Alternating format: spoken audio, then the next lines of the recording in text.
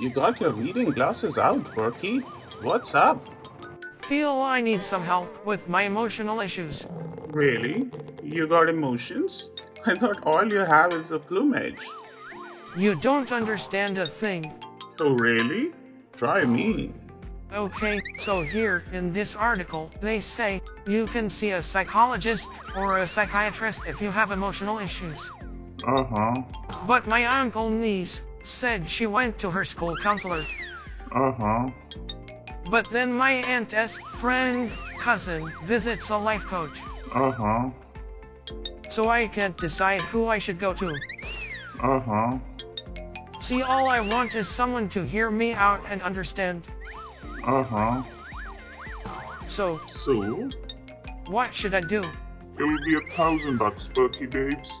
I hope you like my session. Uh-huh. Funny, isn't it? In our last episode, we tackled issues relating to mental health and well-being. And even though the whole internet is abuzz with mental health related issues, psychological theories, when it comes to talking to somebody about our problems, we are often at loss. Sometimes we visit our friends, we talk to our family, at others we may look at our doctor, and then often we go on the web and try to search for self-help. How far are we able to find somebody and how confused we are in that search? This is the topic that we are going to tackle today. Hi, I'm Dr. Jyoti Kapoor and we are at Manasthali where mind meets matter, and today we are going to talk about Doctor Who, or simply put, the types of mental health practitioners there out there and the ethics and scope of their work.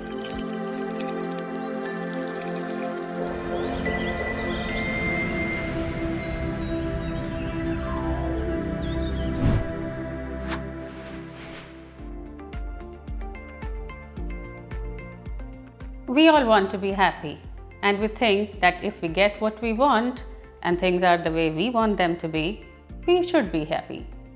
But many of the times, it's not possible. Like most things in life, if our happiness depends upon factors that are external to us, we don't have control over it. Now, when it comes to say something like a stomach ache, we know we have to go to a stomach doctor, gastroenterologist, and we'll find the cause and the solution for that problem. But if we are feeling anxious, or if we are feeling uneasy, or if we are feeling sad, we are confused because this is something that we have tackled on a regular basis. Who should we go to? And if somebody suggests maybe you need to visit a psychiatrist, the simple and direct fear that comes up is, if I go to a mind doctor, it means I'm crazy.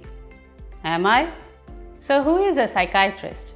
A psychiatrist is a medical doctor who goes to medical college in order to study bachelor's in medicine and bachelor's in surgery. It's a MBBS program of medical college where your doctor would be trained like a primary physician, trying to understand all that goes on in our body, in our physiology, in all the systems. Following the bachelor's degree, a medical practitioner will choose a specialty. That is a post-graduation program, and in case of psychiatrist, the subject chosen will be psychiatry, and the qualifications will range from diploma, MD or DNB in psychiatry in our country. One of the common myths around psychiatry is that people are concerned that psychiatrists may not be able to address their physical problems. But that's not true, because during medical training, the emphasis is on the physical part of the body, and your psychiatrist has in-depth knowledge of not just the bodily systems but also the neurological system, and is able to differentiate between physical, neurological and psychiatric problems. The next step when you go to a psychiatrist is that the psychiatrist would assess you, clinically diagnose you according to the available norms that are prevalent all over the world, and based upon your diagnosis, a management plan will be made. As far as the side effects of the medicines are concerned, the psychiatrist, after a long training, has the ability to understand what the medicine can do to you, better than the Google that you might be referring to find out what is going to happen to you if you go for a psychiatric management. Sometimes we think life's problems have upset our mental balance, and because it is natural to feel upset in certain circumstances, a medical intervention may not be necessary. In that case, we want to go to a non-clinical mental health personnel, and that's why we look for non-doctors. Psychologist would be one such mental health practitioner who is not a medical doctor but has been trained thoroughly in the field of psychology to understand what goes on in the mind. So psychologists are personnel who've been trained in the field of psychology, and during the process of understanding psychology during their bachelor's or master's program, they have gained enough knowledge. But to become a clinical psychologist, they have to follow few further qualification requirements like MPhil or PhD in psychology. Once they have attained those degrees, they are adept at using psychodiagnostic tools to diagnose psychiatric problems and also offer treatment in the form of psychotherapy, or generally known as talk therapies. Not being from a medical background, psychologists in India cannot prescribe medication, and therefore for medicinal help you would need to go to a psychiatrist. At the same time, clinical psychologists need to register themselves at RCI, which is short form of Rehabilitation Council of India, to be able to get a license to practice clinical psychology. These two fields, psychiatry and psychology, work in tandem. That is, one works with another one in order to address the problems of mental health and behavior issues of the patients in a manner that patient can benefit from both psychological as well as pharmacological approaches. Nowadays, we are talking about mental health and we are taking the issue seriously. We want to be able to manage the stress better, we want to be able to manage our life better, and therefore many people approach counselors in their school, colleges, workplaces and try to find solutions to their life's problems. So who is a counselor? A counselor is a person who can counsel you. In our country, there are several counseling programs. People who have done bachelor's and master's in psychology from various universities have the basic understanding of what psychology and counseling is about. It's an approach of guidance.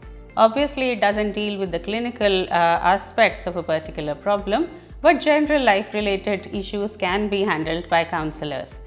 There are also certificate programs available in our country and outside where counseling practices are taught and people get first-hand exposure. But there is no licensing program as yet available in our country.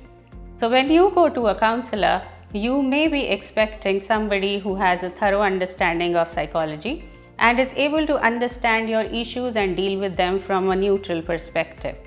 You can ask your counselor about their scope of work and what all the counselor thinks that they can manage, and if needed, they can refer you to somebody more adept at handling clinical issues. There are several branches in psychology itself, like clinical psychology, applied psychology, developmental psychology, cognitive psychology, and it might confuse you all, but they are primarily approaching the issue from a more research-based perspective. The short-term programs for counseling and certification is available at several universities. Once upon a time, our wise old uncle will be called upon to guide a wayward child, or one would be asked to go to the church pastor or village priest or a school teacher. Today we have coaches in the area of sports, we have coaches in the area of education, and in the field of mental health, the new entrant is a life coach. So a life coach is not a healthcare professional, but is somebody who helps in clarifying goals, identifying troublesome behavior, and creating plans in order to achieve what is expected by the client. A life coach may not be able to manage mental health concerns or trauma-related issues and would generally refer you to a mental health care professional or a psychologist or a psychiatrist for that reason. You may also come across terms like NLP, that is neuro-linguistic programming, or transformational coach, or coach for goal setting. All these are primarily problem-solving approaches, and they help people at various levels of their understanding of their problem. Now that you have understood all about mental health issues and psychological issues and all the kind of people available in the field, who can help you, you may still not want to go for professional intervention. You may still want to help yourself first. So there is a whole toolkit available out there. There is yoga, there is meditation, there are spiritual gurus, there are books, and then there are workshops and seminars. How helpful they would be would depend upon how interested or dedicated you are. But there is an insight. We can't scratch our own backs. So if there is a problem and I think that I can help myself, and even though I am trying and it's not helping, I might want to talk to somebody about it. At the same time, you might think that you can counsel your child, you might think that you can counsel your friend or a relative. But here is another point. As a psychiatrist, I often say, I would not be able to tackle the issues within my family. Why? Because we have a lot of presumptions, a lot of preformed notions, beliefs, opinions, and when we are in a certain social role, we are working according to the expectations that are there of that social role. Meeting a professional gives us a chance to be in an environment that is neutral. It's an environment where there is no judgment, there is no criticism, there is nothing that can be termed as an obstacle in your ability to express yourself or get help. It is an opportunity, and it's a good idea to open the doors when the opportunity knocks. There is another common myth, the myth that I am doing fine if I am distracted, that if I am busy, life just goes on. But living is not just about spending time or being busy or being distracted. Living is about being in the moment and being able to enjoy that moment. It's an achievable goal if only we were made to be aware of it. At Manasthali, the idea is just that. This is a place where we don't tell you that if you're busy, you're gonna be fine. Where we don't tell you that if you are distracted, you're gonna be fine.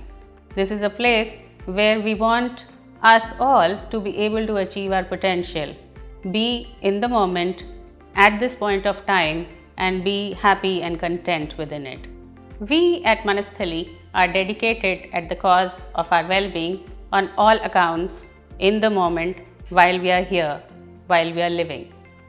So, in order to achieve that, please like, share, subscribe.